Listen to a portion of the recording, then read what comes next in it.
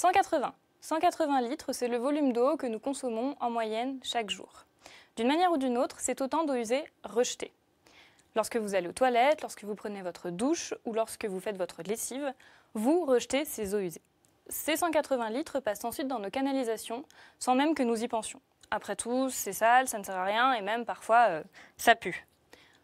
Pourtant, la pollution dans ces eaux usées, c'est majoritairement de la matière organique, du carbone. Et le carbone, c'est la matière première de tout ce qui nous entoure. C'est ce qui nous fait dépenser des millions pour creuser les sols à sa recherche. Ainsi, ce que vous appelez déchets, j'aimerais un jour l'appeler richesse. Car oui, vous jetez de l'argent par les canalisations. Et c'est mon travail.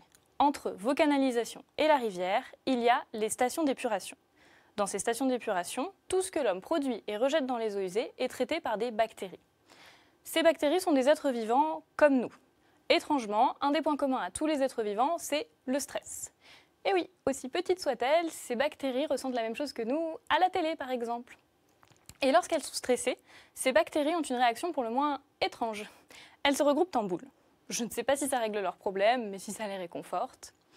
Et sous cette forme, les bactéries résistent au stress, d'une part, et d'autre part produisent des polymères, des très longues molécules qui leur permettent de rester solidaires. Et normalement, si vous avez suivi, vous avez compris. Ces polymères, produits par les bactéries à partir de nos eaux usées, sont intéressants et pourraient être commercialisés. Et c'est le sujet de ma recherche. J'étudie dans quelles conditions et en quelle quantité ces polymères pourraient être produits. Mon premier travail, c'est d'obtenir ces boules de bactéries. Pour ce faire, j'emprunte des bactéries à des stations d'épuration.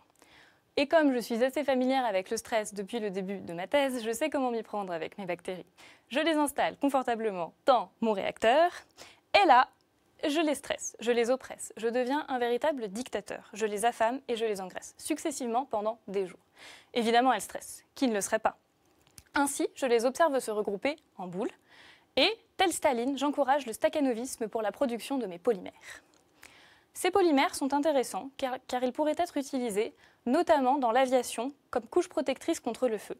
Ils sont bien sûr biodégradables, mais aussi élastiques et imperméables. Cependant, ils restent encore très mystérieux et c'est pourquoi je dois continuer à les étudier. Les tordre, les compresser, tester leur résistance, leur parler. C'est mon programme pour les 2 prochaines années. Et oui, seulement 2 ans. Ça me donne envie de me rouler en boule, moi aussi. Ainsi, un jour, nous pouvons espérer faire de nos déchets une richesse, de nos stations d'épuration des usines de production et de l'économie circulaire une réalité.